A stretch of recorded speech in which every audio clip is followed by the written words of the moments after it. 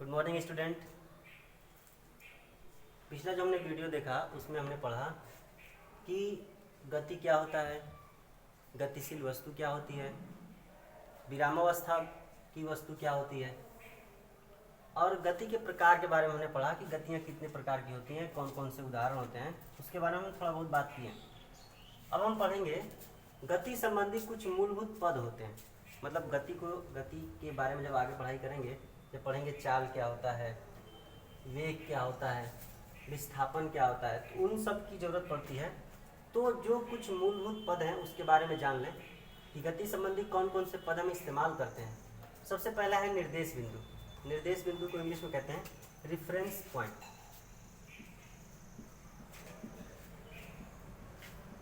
Reference point. Reference point का मतलब ये हुआ कि कोई भी वस्तु, ये आर है, ठीक, रिफरेंस पॉइंट, कोई भी वस्तु है गतिशील है कि नहीं है, इसके बारे में हम कैसे जानेंगे? उसको हम देखेंगे तभी तो जानेंगे। तो जहाँ पे जिस बिंदु पर खड़े होकर के, जिस बिंदु पे स्थिर होकर के हम किसी वस्तु की गति का अध्ययन करते हैं, उस बिंदु को क्या बोलते हैं? निर्देश बिंदु, रेफरेंस पॉइंट कहते हैं। तो लिख लेते हैं परिभाषा। जिस बिंदु से किसी गतिशील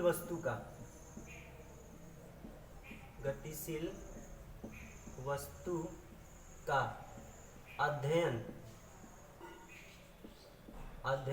का मतलब ये हो कि हम देख रहे हैं कि वो गति कर रही है कि नहीं कर रही है, कितने समय में कितनी दूरी चल रही है, ये सब बारे में क्या करते हैं? वस्तु का अध्ययन करते हैं। तो जिस पॉइंट से, जिस बिंदु से किसी गतिशील वस्तु का अध्ययन किया जाता है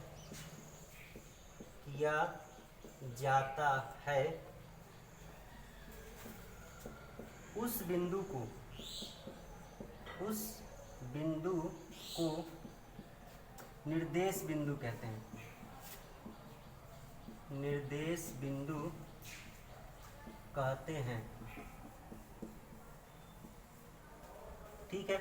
मतलब जिस स्थान पे खड़े होकर के आप किसी वस्तु का अध्ययन करेंगे, गतिशील वस्तु का अध्ययन करेंगे, उसको कहते हैं निर्देश बिंदु, रेफरेंस पॉइंट, ठीक है।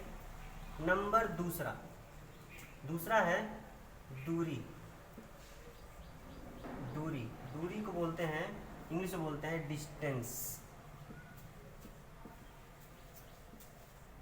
डिस्टेंस। दूरी या लंबाई, बात एक ही है। डिस्टेंस क्या होता है? तो आप देख लीजिए, सीधा सा एक छोटा सा फार्मूला, परिभाषा है इसका। गति पथ की लंबाई को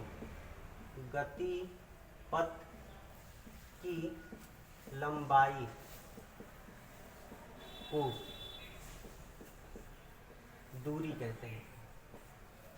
छोटा सा परिभाषा है, गति पथ की लंबाई को दूरी कहते हैं। मतलब ये हुआ कि अगर कोई वस्तु है, गति कर रही है, किसी रास्ते पे गति कर रही है, कोई भी पथ है, चाहे वृत्ताकार है, चाहे सरल रेखीय, चाहे कोई भी पथ है, अगर वो गति कर रही है तो जितना लंबाई वो तय करेगी उसको क्या कहते हैं? दूरी कहते हैं। या इसको ये भी कह सकते हैं, किसी गतिशील वस्तु द्वारा किसी समय में तय किए गए गति पथ की लंबाई को क्या बोलते हैं? दूरी कहते हैं। परिभाषा यही है। मतलब थोड़ा सा अगर उसको बढ़ा के लिखें तो किसी निश्चित समय में किसी गतिशील वस्तु द्वारा तय किए गए गति पथ की लंबाई को क्या बोलेंगे? दूरी कहते हैं। अच्छा, नंबर अगला है। अच्छा, दूरी क्या है? दूरी एक अदिश राशि है। लिख लेते हैं, आगे हम बताएंगे अदिश सदिश क्या होता है। तो पहले हम ये देख लेते हैं, दूरी क्या है? अदिश राशि है। अदिश राशि है, ठीक है। इसे स्मॉल यस से प्रदर्शित करते हैं,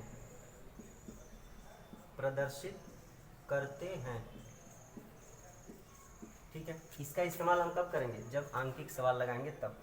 तो इसे स्मॉल एस से प्रदर्शित, कभी कभी इसको हम डी से भी स्मॉल डी से भी प्रदर्शित करते हैं, लेकिन ज़्यादातर किससे प्रदर्शित करेंगे, इसे स्मॉल एस से प्रदर्शित करते हैं।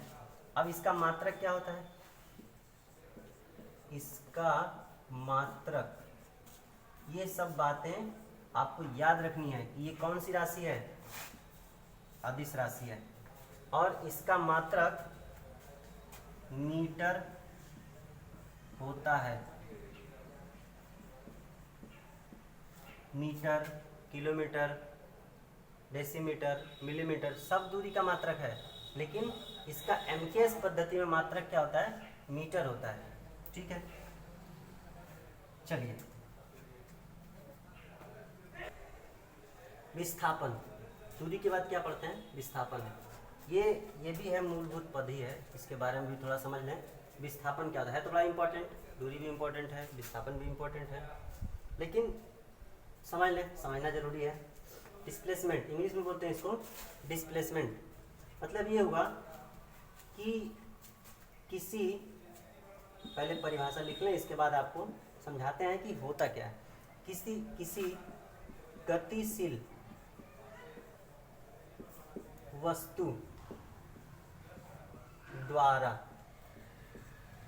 किसी गतिशील वस्तु द्वारा तय किए गए या तय किए गए न्यूनतम दूरी को, इसको न्यूनतम दूरी को विस्थापन कहते हैं, विस्थापन कहते हैं। समझ में आया, किसी गतिशील वस्तु द्वारा तय किए गए न्यूनतम दूरी को क्या बोलेंगे, विस्थापन बोलेंगे। या एक और परिभाषा हो सकता है इसका, या किसी गतिशील वस्तु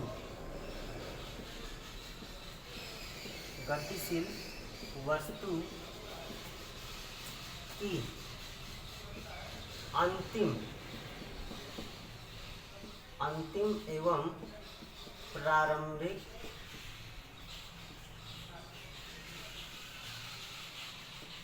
अंतिम एवं प्रारंभिक बिंदु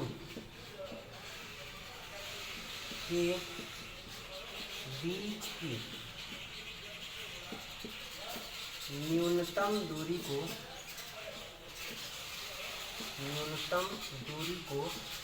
विस्थापन कहते हैं, विस्थापन कहते हैं।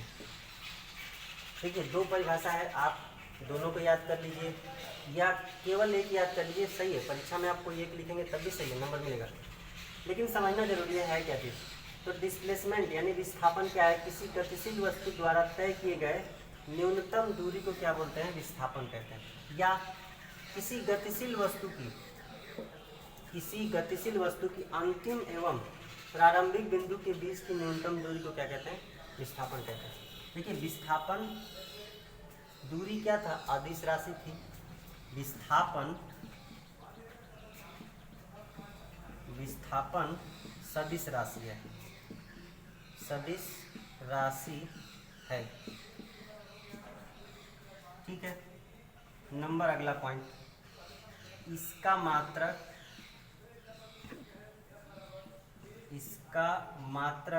भी मीटर होता है।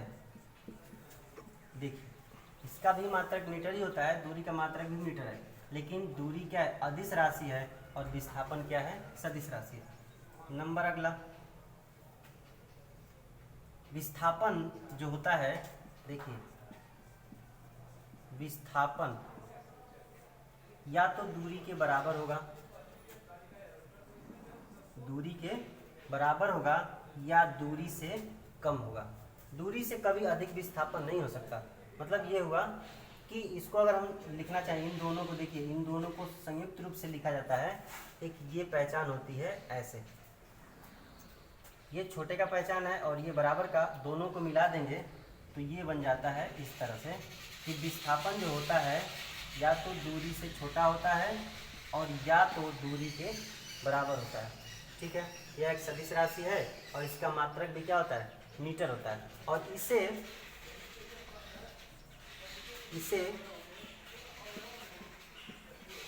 डी से प्रदर्शित करते हैं, डी से प्रदर्शित करते हैं। डी मतलब यही हो गया डिस्प्लेसमेंट। तो हम समझ गए कि दूरी क्या होता है और विस्थापन क्या होता है। अच्छा, दूरी और विस्थापन, एक सबसे मूल इम्पोर्टेंट बात ये हो गया इसमें कि दूरी और विस्थापन है तो दूरी ही, तो ये जो होता है मूल राशि है, मूल राशि है। कौन, दूरी भी है और विस्थापन, दोनों एक ही चीज़ है, बस थोड़ा सा फर्क होता है। तो अगर पूछेगा कि दूरी कौन सी राशि है, तो दूरी जो है क्या है, मूल राशि है। बहुत इंपॉर्टेंट है ये कि दूरी क्या है, मूल राशि है। अब हम बात करते हैं, चलिए ये तो हो गया कि दूरी क्या होता है और विस्थापन क्या होता है। एक बड़ा इंपॉर्टेंट पूछता है, परीक्षा में पूछता है, बड़ा इंपॉर्टेंट चीज़ है, दूरी विस्थापन में अंतर। अंतर क्या होता है, 3-4 पॉइंट है जिसको जो भी परिभाषा में लिखे हैं सबको वहाँ पे करके पॉइंट वाइज करके लिख देंगे, तो भी दूरी विस्थापन में अंतर हो जाएगा। लेकिन जरा इसको अच्छे से समझते हैं, समझ में नहीं आया सर जी फिर समझाइए। अच्छे से समझते हैं कि दूरी विस्थापन में अंतर होता क्या है। चलिए मान लीजिए कोई एक बालक है, कोई एक लड़का है, ये उसका घर है, ये उसका घर है। घर से निकला, घर को पॉइंट ओ से अगर हम डिनोट करें तो घर ओ से निकला। चलिए ये हो गया उसका घर, घर से निकला सुबह में, गया विद्यालय, ये हो गया उसका स्कूल हो गया, ये उसका विद्यालय है। ये पॉइंट ए है, यहाँ पे चला वो कितना, मान लीजिए 2 किलोमीटर चला है, ज़्यादा मत चलाइए, 2 किलोमीटर चला। घर से विद्यालय कितना दूर है, 2 किलोमीटर। चलिए ए पर विद्यालय है, विद्यालय से छुट्टी हुआ, दोस्तों के साथ चला गया घूमने, पार्क में चला गया, घूमने। अब विद्यालय से पार्क भी कुछ दूरी पे होगा, मान लीजिए ये 3 किलोमीटर है, ये पॉइंट बी है। पार्क दोस्तों के साथ घूमा, इसके बाद शाम को चला गया कोचिंग करने, ये उसका कोचिंग है। यहाँ पे 1 किलोमीटर चला, कोचिंग पे पहुँच गया, ये कोचिंग जो है पॉइंट सी से डिनोट करें। फिर तब तक शाम हो गया और कोचिंग से फिर शाम को क्या आ गया, वो घर पे आ गया। और ये जो दूरी है ये टोटल है मान लीजिए 4 किलोमीटर है। ठीक है, तो अगर हम कहें कि ये जो लड़का है ये टोटल कितना चला, कितना दूरी तय किया, तो सबसे पहले घर से निकला तो कहाँ गया, सुबह में स्कूल गया, स्कूल से गया पार्क में, पार्क से गया कोचिंग में, कोचिंग से दोबारा आ गया घर पे। तो हम कहें कि लड़के द्वारा तय की गई कुल दूरी कितनी है, मतलब लड़का जो है वो कितना दूरी तय किया। तो हमने कहा था आपको परिभाषा में कि गति पथ की लंबाई को क्या बोलते हैं, दूरी कहते हैं। तो यहाँ 2 किलोमीटर चला, यहाँ 3 किलोमीटर चला, यहाँ पे 1 किलोमीटर चला और यहाँ पे 4 किलोमीटर चला। तो टोटल क्या हो गया, दूरी हो जाएगा ओ से लेके ए तक प्लस ओ ए चला, फिर ए बी चला, ए बी, फिर इसके बाद बी सी, और बी सी के बाद फिर चला क्या, सी ओ, मतलब फिर घर से चला घर पे आ गया। तो टोटल दूरी कितना तय हुआ, मतलब टोटल यस कितना होगा। तो देखिए ओ ए का मान कितना है 2 किलोमीटर, ए बी का मान कितना है 3 किलोमीटर, बी सी कितना है 1 किलोमीटर और सी ओ कितना है 4 किलोमीटर। सबको जोड़िए तो 3 2 5 1 6 और 6 4 कितना हो जाएगा 10 किलोमीटर। तो ये जो 10 किलोमीटर आया ये क्या है, दूरी है, उस लड़के द्वारा तय की गई कुल दूरी है जिसको वो सुबह से शाम तक तय किया। अब जरा विस्थापन की बात करें, विस्थापन भी तो मान लीजिए वो घर से गया कोचिंग पे जाकर रुक गया, शाम को वहीं पार्टी वार्टी कर लिए सब, घर पे नहीं पहुंचा। तो घर से कोचिंग का विस्थापन कितना हुआ, मतलब उसका अब विस्थापन कितना रह गया। तो विस्थापन जो होगा उसको डिस्प्लेसमेंट बोलते हैं, डिस्प्लेसमेंट डी बराबर क्या हो जाएगा। अब ये सब हम छोड़ देंगे, हम क्या देखेंगे, कोचिंग से ये जो न्यूनतम डिस्टेंस है उसके घर की, मतलब जो न्यूनतम दूरी है, ये अंतिम दूरी है और ये प्रारंभिक बिंदु है। अंतिम बिंदु से प्रारंभिक बिंदु के बीच की जो न्यूनतम दूरी है उसको क्या बोलते हैं, विस्थापन, डिस्प्लेसमेंट। ये कितना था, 4 किलोमीटर, तो डिस्प्लेसमेंट कितना हो जाएगा, 4 किलोमीटर। दूरी क्या हो गया, 10 किलोमीटर, डिस्प्लेसमेंट कितना आया, 4 किलोमीटर। तो डिस्प्लेसमेंट जो विस्थापन है वो दूरी से क्या हो गया, कम हो गया। एक दूसरा एग्जाम्पल समझते हैं। मान लीजिए ये तो समझ में आ गया, लेकिन एक और एग्जाम्पल समझाइए सर जी। दूसरा एग्जाम्पल समझते हैं। देखिए मान लीजिए ये O पॉइंट है, O से चला A पर, A से चला B पर, B से चला C पर, C से गया D पर और D से आ गया D पे जाके रुक गया। चलिए O से चला, तो अगर हम कहें कि दूरी क्या होगा, तो दूरी आप बोलेंगे sir OA plus AB plus BC plus CD, ठीक है, ये दूरी हो गया। विस्थापन की बात करेंगे तो इस सबसे कोई मतलब नहीं है, आपको देखना पड़ेगा कि ये कितना है। तो विस्थापन कितना हो जाएगा, OD, ये हो जाएगा विस्थापन। अच्छा मान लीजिए कोई एक कीड़ा है, कोई एक छोटा सा जीव है, रेंग रहा है, वो ऐसे रेंगा, सब रेंगते हुए बाद में कहाँ पे आ गया, अपने प्रारंभिक बिंदु। मान लीजिए A है, B है, C है, यहाँ पे D है, यहाँ पे E है। इस तरह से घूम फिर के कहाँ पे आ गया, यहाँ से चला फिर यहाँ पे आ गया। तो अगर हम कहें कि दूरी क्या होगा, तो आप बोलेंगे सर दूरी हो जाएगा OA plus AB plus BC plus CD plus DE और प्लस EO, ये हो जाएगा दूरी। लेकिन विस्थापन कितना होगा, तो विस्थापन के लिए देखिए हमने कहा था कि अंतिम बिंदु से प्रारंभिक बिंदु के बीच की न्यूनतम दूरी।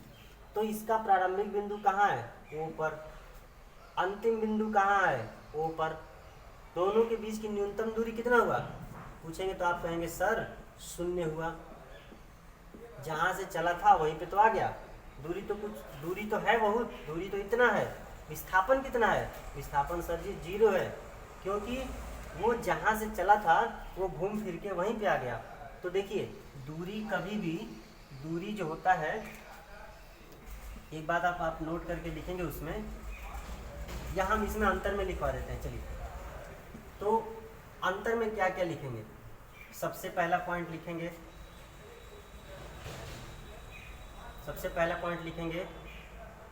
पहले आप बनाएंगे 2 कॉलम, एक में लिखेंगे दूरी और एक में लिखेंगे विस्थापन।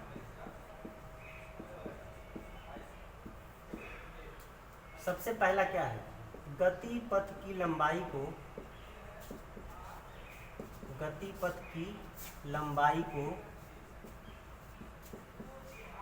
दूरी कहते हैं।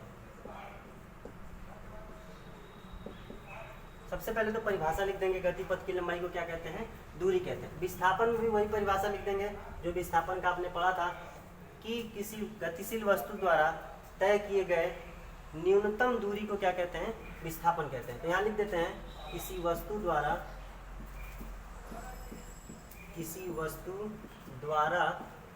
तय किए गए न्यूनतम दूरी विस्थापन कहलाती है।